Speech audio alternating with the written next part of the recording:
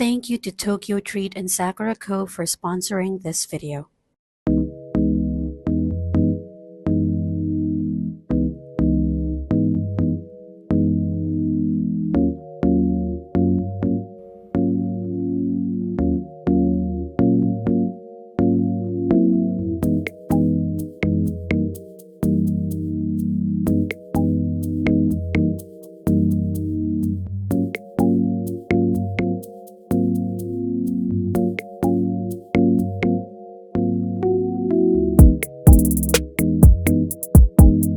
Starting off this vlog with an unboxing, I did purchase a few secondhand mangas, mainly focusing on Clamp.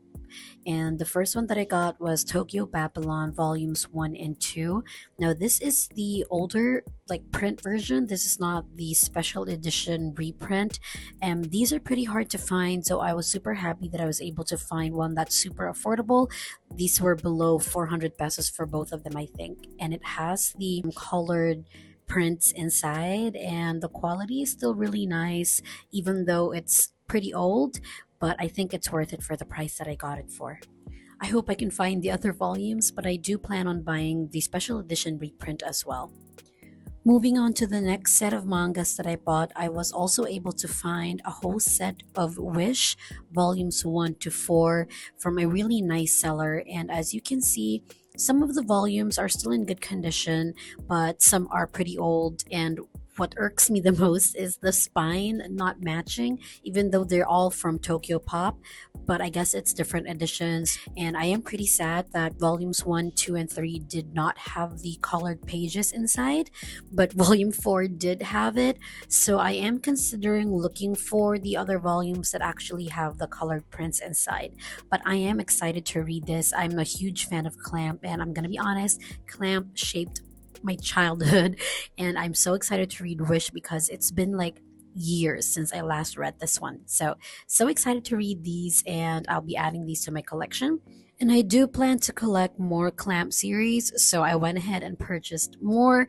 And this is going to be a little funny, but I'll tell you why in a bit. This is Drug and Drop volumes 1 and 2. This is the Raws, but I did get the English versions as well as the first part of the Drug and Drop series, which is Legal Drug. And I got these from the same seller where I got the Wish volume set. And this is Legal Drug volumes 1, 2, and 3, which is the first part of the series. And then Drug and Drop is like season 2 for this series. Volumes 1 and 3 of Legal Drug actually had the colored prints or the colored pages, so I'm really happy about that. Unfortunately, the second volume did not have it and did have a water stain, but I can still read it, so it's fine. And this is the third volume, so it's in a much better condition compared to the second one. As for the Drug and Drop series, this is volume 1, and as you can see, it's clean, there's no problem. You get the printed pages, and I'm gonna be showing you volume 2 in a bit, and it's actually still volume 1, if you get what I mean. The cover is volume 2, but the print inside is still volume 1, so that's the reason why I also got the Raws. I did purchase this digitally on my Kindle as well, so I can still read it there, but I still want this for my collection, so I got it. I also recently purchased a few mangas for my Kindle, and one of which is Bite Marks and Fluorite, a vampire who turned the other male lead into, well, he wasn't technically a vampire throughout the story, but it is implied that he will be turning. He is what's called a tank, so that is the period between transitioning from human to vampire, and I think it's super interesting. It's so cute, so sweet. It does have a little bit of gore, but it's not too much. I think I've seen worse, but just a trigger warning. But this is so cute and adorable. I really enjoyed it. And it's just one volume. Hopefully, there will be a second volume. And of course, I also had to purchase volume 11 of Cherry Magic, one of my favorite BL mangas. It's just so wholesome. And this volume is another wholesome volume. I enjoyed it. It's so funny and cute. And I am excited to read the next volumes to come.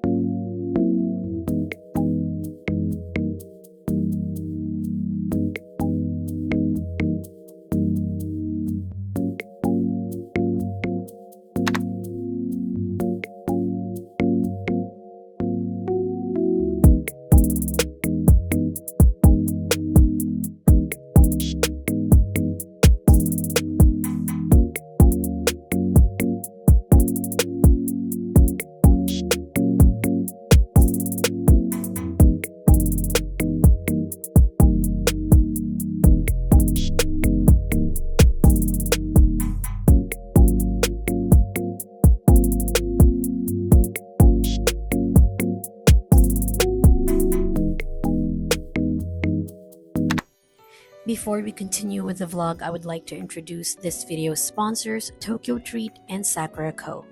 We want to invite everyone to experience Japan from the comfort of your own homes through these snack boxes, starting with Tokyo Treat. Tokyo Treat is a monthly pop Japanese snack box where you will get up to 20 of exclusive, limited edition, and seasonal flavored Japanese snacks, including Japanese instant ramen and drinks that are only available in Japan for a limited time. This month's theme is Okinawa Snack and Oasis. Tokyo Treat invites you to get a taste of island life and adventure to one of Japan's most popular getaway destinations, Okinawa. This month's box is fully packed with the tropical flavors and Okinawa favorites you don't want to miss. Discover sweet, island delicacies, and Japanese local treats in this month's box. As someone who enjoys salty snacks, I'm really excited to try everything in this box. I was pretty curious about a lot of the snacks included, like the Okinawa sea salt donut and the shikuwasa soda, because I'm not a soda person, but this one slaps. It's like apple soda, it tastes really good and refreshing. If you plan on going on a trip this summer, the snacks in this box are perfect for you to bring to share with your family and friends, and I bet everybody would enjoy it. Now let's go ahead and check Sakuraco. Sakuraco is a monthly Japanese artisan snack box that supports local Japanese snack makers. Each box comes with 20 traditional, authentic, and artisan Japanese snacks, including Japanese teas and a special Japanese tableware. Like the Tokyo Treat box, Sakuraco boxes are also themed each month, and this month's theme is Festival of Tohoku. Known for its lively and colorful festivals, Tohoku offers a captivating display of culture and tradition. This month, Sakuraco invites you to indulge in authentic and savory flavors that capture the essence of this enchanting region's celebrations, bringing a piece of Tohoku's festive charm to your home. One of the things I love about the Sakuraco boxes is when you purchase a box, you are directly supporting the local snack makers from the area or the region of that month's theme. Now, as I have tried a lot of the snacks that comes in this box, I do have a lot of favorites, and that includes the roasted corn arare, which is salty and spicy, and I think it's the perfect mix. And I also really enjoyed the apple cream cookie that had a tad of sweetness, a tad of spiciness, and even a tad of sourness, and I think it's just a perfect snack to snack on when you're doing something or reading. Another thing that I really love about the Sakura Co boxes is the tableware that comes with it. This month's tableware is what you call a tenugui, which is a traditional Japanese towel, and it's crafted from 100% cotton using traditional Japanese weaving methods. Each box comes with a booklet where you can learn more about the snacks you receive, as well as allergen information. The booklet also contains a wealth of information about Japanese culture, so you're sure to learn a lot of new things. Overall, I really enjoyed all the snacks that came with both boxes. You can really see the time, effort, and love put into each box, as all the items that were curated were carefully selected and were made sure to be enjoyed by the receiver. If you'd like to get a taste of Japan through the comfort of your home, you can use my code CHISAIMIKAN to receive $5 off your first Sakura Co. or Tokyo Treat box through my link, which is in the description below. I usually hang out at a cafe near our office before my work starts, and this is when I drink my favorite oolong tea mixed with honey. And lately, I've been loving this vegan friendly banana chocolate chip bread. I'm not vegan, but it just tastes really good, and I think it's a perfect way to start my morning.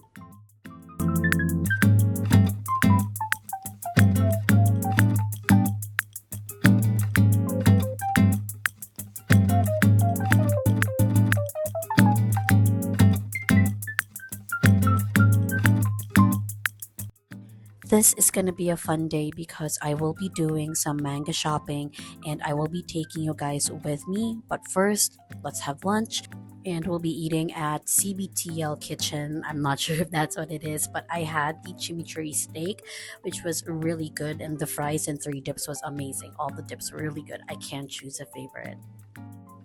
As a foodie, I really enjoyed the potato haystack that came with the chimichurri steak. The sauce that came with it was also really good, but the rice was a little bit bland, but it's okay because the steak itself was very flavorful.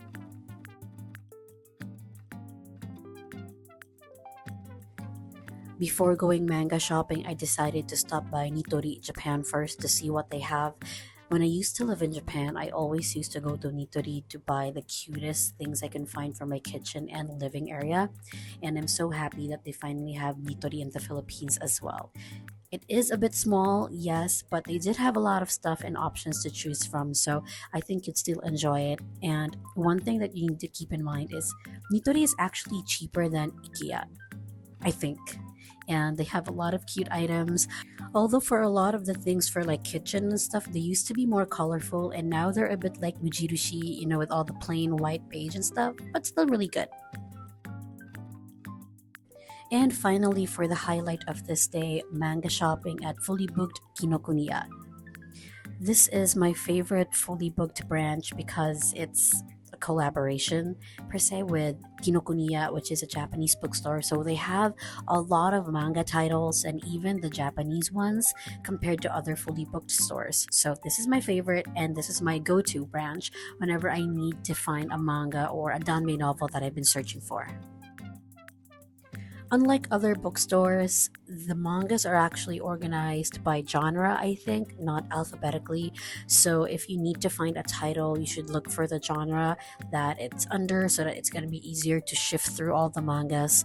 And as you can see, I'm at the Danmei section. There's a lot of stocks as always, and I love how it's displayed. And there's proper labels in this branch compared to other branches, so it is easier to find titles here. I was actually fully prepared to spend a large amount of money this day to do some manga shopping, but I couldn't really find anything that I really wanted to buy because if I was going to spend money, it was going to be on something I really wanted. So it took me about like almost an hour to decide which books I was going to get. And I wanted to buy a different genre this time, not just BL. So I was also looking through the Japanese titles to see if they had something that I was collecting already and I'm just missing a few volumes on it. And I was contemplating on whether or not I would start collecting the Japanese versions of the Clamp, like special reprint editions.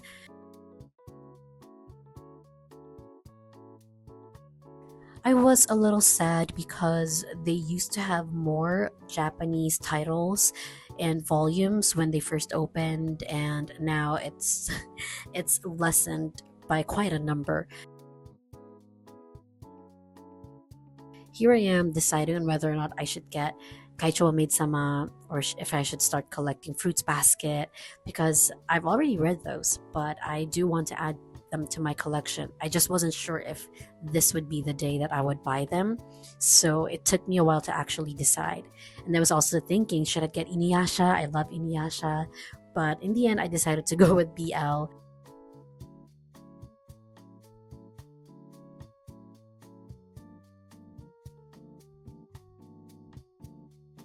We also dropped by Mitsukoshi Grocery to buy some snacks because manga shopping does take a toll on me, both physically and financially. And then I also got one of my favorite vegetable juices, Yasai Seikatsu. I used to drink that all the time, and it was my go to drink every time I buy from McDonald's in Japan. And then for dinner, we had ramen at Ikoru Fukuoka Ramen, which is one of our favorite ramen places right now. My boyfriend calls it like a Filipino style ramen because it tastes sweet and the chashu that comes with it tastes like Filipino liempo. So I think this type of ramen would be really popular with Filipinos and it is affordable. Finally home and it's time to do a haul of the mangas that I got from my Kinokuniya trip. So happy I was able to get my hands on the first volume of Ballad of Sword and Wine or Chang Chinju. I started reading the fan translation a few months back and I'm happy to read it again and look at how beautiful the cover is. It's perfect.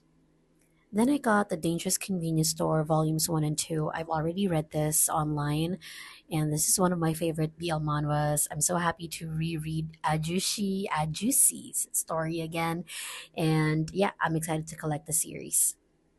And then we have Undead. This is also one of my like favorite zombie apocalyptic BL mangas. There's not a lot, but this is one of my favorites.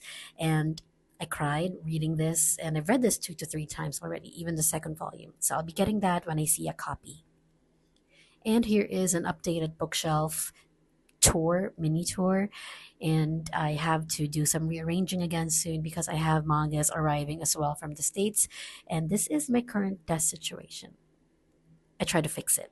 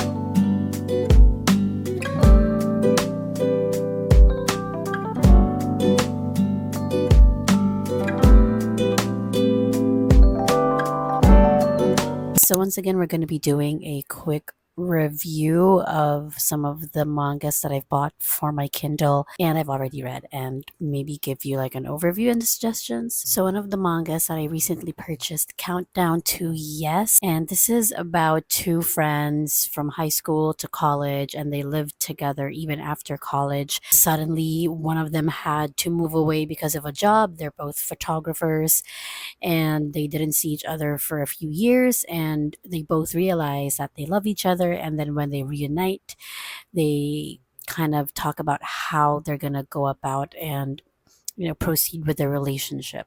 And I think it's really wholesome. It's really cute, and it's just a whole fluff fest. One of the leads actually have like a stoic type of personality where he has trouble showing his real emotions or his real feelings, and I just think it's super cute. And again, it's really wholesome. So if you're looking for something that's lighthearted in one volume, at least as far as I know, this is one volume, then I think this is a perfect like short read for you. The next manga that I purchased was Whales of the Bound, and this is an Omegaverse. Now, I love myself a good Omegaverse. I'm currently still reading it, so I'm not finished yet. So I'm really excited to see where the story goes. It's about a reserved alpha who technically hates Omegas, and he has like an Omega boss. So I think it's really exciting to see how that relationship develops. So what I'm currently reading is Little Mushroom, the duology. So I do have both the physical copies of volumes 1 and 2, which I was so happy to finally get from Amazon because I've been waiting for Amazon to stock up on the first volume because they always only had the second volume in stock. And I am like almost halfway on the first volume, and so far it's been pretty intense. So I am really excited to see where the story goes. I've watched a lot of reading vlogs that tackles Little Mushroom, and I've also read the manhwa, the current chapters that are out. I would not be too stressed reading this, but yeah, so excited to finish these two soon. And I know it's been a long time coming, but I also finally finished the fifth volume of The Husky and His White Cat season. Now, I know I said in a previous vlog that I will be reading this slowly. Like, I will try to savor this as much as I can because this is pretty thin. Like, compared to the first volume, the third volume, like, this volume is pretty thin, and the next one doesn't come out until August, I think. And this was such a cliffhanger because finally we get to the good part. But I'm really excited to see the next volume. I'm really happy that I was able to finally finish this. And that's it for this vlog. I hope you had fun going manga shopping and reading with me and going to cafes. And I hope to see you in the next vlog. So, bye!